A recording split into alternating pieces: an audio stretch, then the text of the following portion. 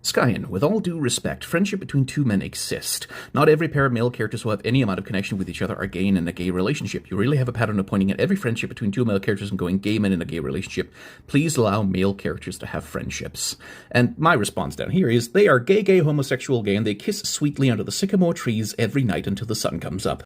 But besides my silly answer, I also do want to ask you a serious question. Why do you feel that if these two men were in love with each other, if they had a romantic relationship, why would they then no longer be friends? Like, why do you feel that there exists an oppositional relationship between friendship and romance? Why do you think that those two things negate each other? Or if one of them is happening, then the other one can't be happening at the same time? Or if romance is happening, then the friendship that's happening, even if friendship is part of the romance, it's sort of subordinate, it's sort of subservient to the romance, and the romance becomes the primary thing. Why do you think that these two things are somehow in opposition to each other?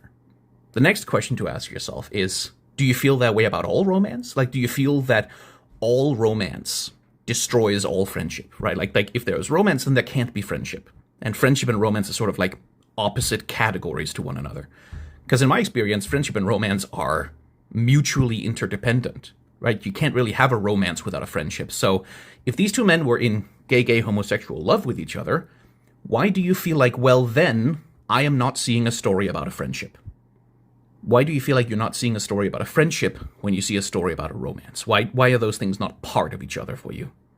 And I will also say, like, Sein carries around a locket with like a picture of this guy while they were hugging his children. He carries that around his neck. Like carrying around a locket with a picture of the person who you miss desperately around your neck. And he's been sitting around his village moping and being sad and miserable because the person that he cares about is gone. It's like, I'm not pulling it out of nowhere with these two. Like, it's not like I'm looking at two men who just vaguely stand next to each other and go, whoa, there might be a romantic connection there.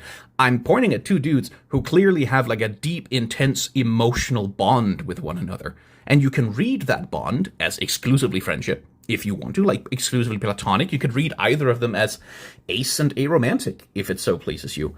But in addition to doing that, you can also read it as perhaps a romantic connection. The text is open to it. The interpretation is not contradicted by anything that happens in the story.